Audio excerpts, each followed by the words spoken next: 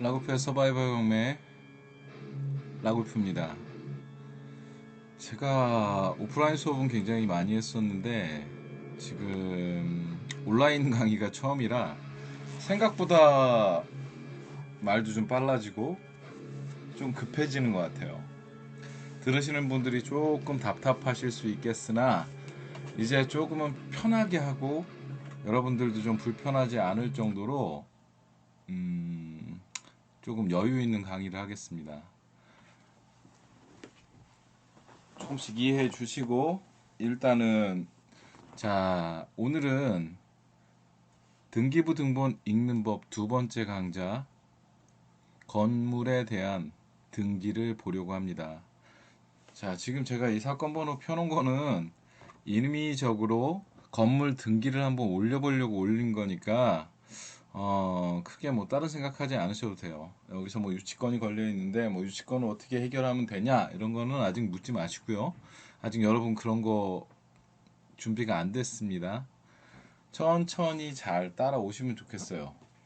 자, 그리고 제가 지난번에 토지 등기 강의를 하면서 제가 잊어버린 부분이 있어요. 여러분한테 꼭 알려줘야 되는데 잊어버린 부분이 있어서 건물 등기 시간인 오늘 말씀을 드릴게요. 자, 유럽에서는 토지와 건물을 따로 분리해서 보지 않습니다. 토지 주인이 건물 주인과 당연히 일치가 돼요. 그래서 대한민국처럼 이걸 따로 건물 등기 따로 토지 등기 따로 해서 등기를 이렇게 내지 않아요. 이게 토지와 건물의 이원화 때문입니다. 일본이나 한국 같은 경우에는 토지랑 건물을 각기 소유권을 인정하는 토지와 건물의 이원화를 채택을 하고 있습니다. 이게 슬픈 현실이긴 한데 대한민국이 일제강점기를 겪으면서 일본법의 잔재로 인해 그 잔재가 아니라 뿌리 자체가 일본법에서 많이 따라와서 일본법하고 굉장히 비슷해요. 제가 법학을 전공하고 현재 법원에서 일을 하거나 변호사라든가 뭐 기타 이런 일을 하는 건 아니지만 공부를 그만큼 했기 때문에 여러분에게 자신 있게 말씀을 드릴 수 있는 부분이고요. 유럽 유럽의 법제 하에서는 토지와 건물을 분리해서 보지 않습니다. 소유자가 당연히 같고요. 대한민국 경매의 특수 물건들의 발생 원인의 제가 볼 때 70% 이상은 이 토지와 건물의 이원화 때문에 발생을 합니다. 여러분이 많이들 들어보셨을 법정지상권 문제도 그렇고요. 그리고 집합 건물에서 발생하는 특수물건들인 예전에는 여러분 지금은 특수물건이라고 생각을 안 하는데 토지 별도 등기가 제가 처음 경매에 입문하던 19년 전 제가 대학 다닐 때 공인중개사 자격증을 땄는데 한 20여 년 전에는 당연히 특수물건에 포함이 되어 있었어요. 뭐 사실은 지금도 이게 올드 패션이다. 시간이 지나서 겁을 내지 않는다. 이거 잘못된 거예요. 공부는 분명히 하고 가야 되는데 진짜 특수 물건들은 여러분이 생각하시는 것처럼 단순하게 되어 있지 않아요, 구조가. 뭐 법치권이라고 해서 뭐 법치권 문제가 발생을 하느냐? 아니에요. 유치권이 당연히 따라오는 경우가 많이 발생을 하고요. 그 위에 만약에 집합 건물이 서 있는 것 같은 경우에는 토지 별도 등기라든가 대지권 미등기라든가 뭐 이런 부분이 당연히 같이 발생을 해서 여러분들이 진짜 어려운 특수물건에 들어가면 전혀 이해를 할 수가 없어요. 사건에 대한 리딩이 먼저 돼야 되는데 리딩을 할 수 있는 방법이 없습니다. 그거는 이제 천천히 나중에 제가 기회가 되고 커리큘럼으로 만약에 이런 부분에 여러분을 학습을 시켜야 되겠다고 하면 아주 적나라하게 해야 되는데 공부해야 될 분량이 장난 아니기 때문에 천천히 기초를 쌓는데 집중을 하겠습니다. 자, 오늘 봐야 될 부분은 그래서 건물에 대한 등기인데 지금 올린 건 지난번에 제가 토지 등기를 생각 없이 올렸는데 너무 해석을 해야 될 게 많아가지고 오늘은 좀 간단한 건물 등기를 찾아서 올렸어요. 사실 찾아서 올린 건 아니고요. 제가 뭐 이미 제 수업을 들어서 저라는 사람을 선생으로 학습을 하신 학생분들은 다 알고 있겠지만 제가 귀차니즘이 되게 강해요. 사실 컴퓨터가 이렇게 발전을 해서 지금처럼 스크린 레코더 기능이 없으면 지금 제가 강의를 하고 있는 이것들도 뭐 기존의 유튜버 분들처럼 영상을 막 찍고 강의 영상을 누군가 찍어서 편집을 하고 거기에 썸네일을 만들고 그리고 뭐 자막을 붙이고 사실은 그런 부분은 저랑 아주 거리가 멀어요. 제가 사실 실제 강의를 할 때는 말도 좀 센 편이고 자유분방한 스타일로 강의를 하는 사람이에요. 무언가를 외워서 강의를 하는 사람도 아니고 굉장히 재즈처럼 즉흥적인 강의를 하는 사람이에요. 왜냐하면 이미 저는 19년간의 경험치가 다 쌓여 있는 사람이기 때문에 어떤 사건을 끄집어 올려도 리딩을 하고 해석을 하고 가르치는데 아무 지장이 없는 사람이라 자유롭게 아주 물속에 있는 고기들처럼 자유분방하게 강의를 하는 사람이기 때문에 그런 부분이 좀 있습니다. 지금도 여러분한테 말씀을 드리고 싶은 건 지난번 토지 등기는 제가 토지 등기 따로, 건물 등기 따로, 집합 건물에 대한 등기를 따로 설명을 해야 되는데 가장 쉽게 찾는 방법은 구독션에서 주택으로 검색을 하게 되면 그 주택 같은 경우에는 토지 등기 따로, 건물 등기 따로 되어 있기 때문에 아무 주택이나 하나 꺼집어서 올려서 설명을 시작했던 거예요. 그러다 보니까 설명해야 될 게 굉장히 방대해진 상황이 와서 강의 시간이 제가 볼 때 한 15분 내로 설명이 끝날 줄 알았는데 페이지가 너무 많아지니까 제가 설명을 다 못한 부분이 생기고 시간은 막 조급하게 20분이 넘어가고 이러다 보니까 강의를 좀 짧게 자른 부분이 있는데 혹여 토지 등기 제가 지난번에 설명했던 부분들 중에 설명을 마저 못했던 부분에 대한 궁금증이 생기시는 것들은 제가 토지 등기 강의 2탄으로 제가 다시 설명을 해드릴 테니까 댓글로 여러분들이 그 궁금한 점에 대해서 저한테 다시 댓글을 달아주세요. 그러면 제가 다시 친절하게 한번 설명을 해볼게요.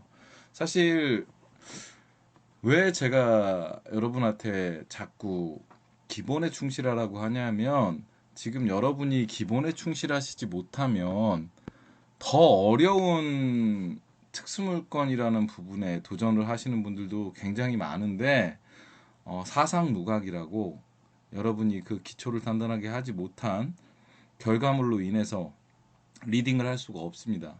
사건의 리딩이 되지 않으면 해결법도 찾을 수가 없고 입찰을 해서도 안 돼요.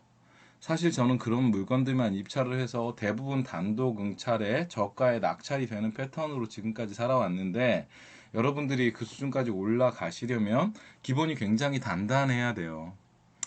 뭐 천천히 급하지 않게 제가 1만 시간의 법칙을 자꾸 말씀을 드리는 건 그만큼 긴 세월 공부와 경험이 결합이 되어야지만 처리할 수 있는 부분이 많기 때문입니다. 지루하신 분들 그냥 단순한 거 보세요. 단순한 거 보시고 막 즐겁게 거기 가서 막 무협지 읽듯이 막 재밌다 하시는 거 보시는 거 괜찮은데요. 깊게 들어가시진 못해요. 기초가 없으면 건물을 세울 수 없습니다.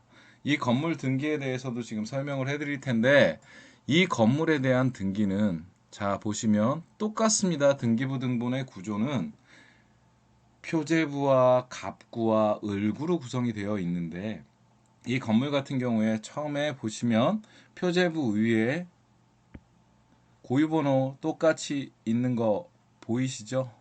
예, 이 부분 이거는 각자 고유의 번호를 가지고 있어서 등기부등본 열람이나 발급을 할 때도 이 고유번호를 기재하면 이 물건에 대한 등기 정보가 나오게 되어 있습니다. 이걸 외우실 필요 없어요. 이거 외우시는 거 바보예요.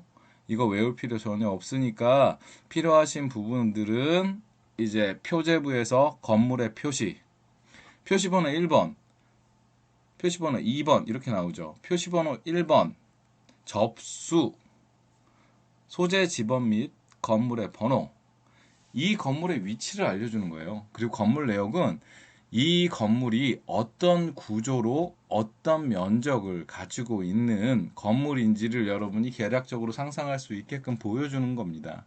그리고 등기 원인 및 기타 사항, 2020년 8월 28일 날 등기가 됐어요.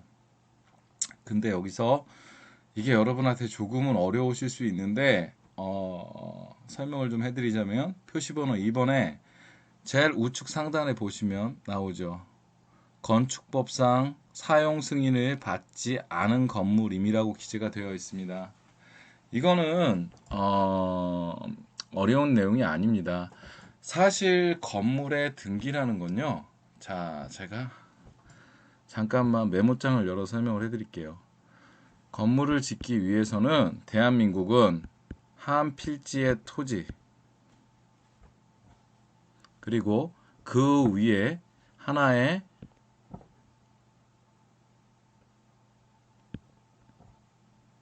건물 이런 구조로 등기를 낼 수밖에 없게 되어 있어요. 필지가 두 개로 나눠져 있는데 건물이 올라간 경우도 물론 있습니다. 이렇게 필지가 1-1, 1-2 이런 식으로 되어 있는데 건물이 이런 식으로 들어있는 경우들도 꽤 있어요. 그 중에서 잘못해서 이 부분만 경매에 나오는 경우들도 있고요. 이런 건 나중에 등기부에 기초가 갖춰지고 여러분들이 등기를 이해하는 폭이 넓어졌을 때 하나하나씩 꺼집어서 등기에 대한 리딩을 해드릴 거니까 천천히 기다려 보세요. 제가 웬만하면 거의 시간을 많이 할애하고 지금 여러분들이 원하는 퀄리티가 높은 영상을 뽑아내는 작업이 아니라 실제 여러분이 학습이 필요한 부분에 대해서 굉장히 빠른 강의를 위해서 사실 핑계일 수도 있어요. 제가 동영상 편집을 할 줄 모릅니다. 이런 부분들 때문에 여러분이 공부를 하시는 데는 불편함이 없지만 막 거기서 썸네일에서 막 사람을 현혹하는 제목으로 그런 강의를 하는 사람이 아니기 때문에 천천히 기다리시면 제가 하루에 시간을 많이 뺏지 않아도 그대로 원테이크로 영상을 찍어서 여러분 강의로 올려주고는 지금 현재 상황이 그렇기 때문에 생각보다 진도를 좀 빨리 나갈 수 있는 장점이 있으니까 그런 부분들을 이해를 하고 들으시면 됩니다.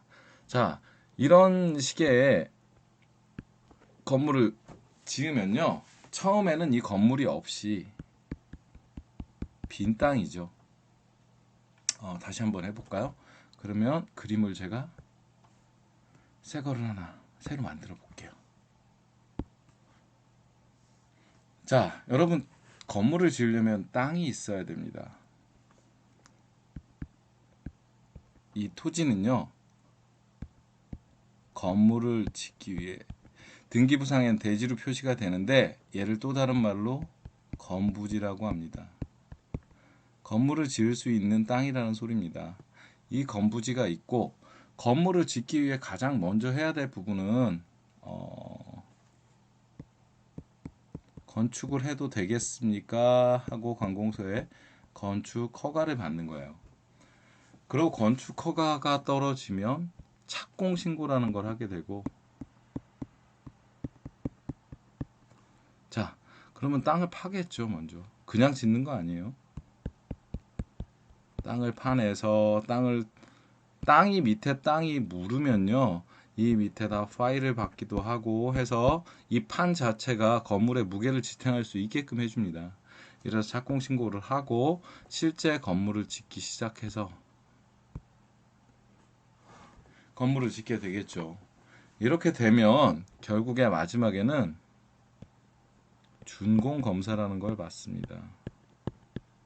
준공 검사가 뭐냐면 이게 건축 허가를 받은 대로 잘 지어졌는지 해당 공무원들이 나와서 준공 검사라는 걸 하게 되고 자 써도 됩니다 라고 하면 이게 사용 승인이라는 게 떨어집니다. 이 사용 승인이 떨어지고 나서야 건물을 정상적으로 사용하게 되는 거예요. 근데 이 정상적인 사용 승인을 받지 않은 상태에서 입주를 하게 되면 나중에 과태료 부분이 발생을 하니까 한번 알아보셔야 되고요.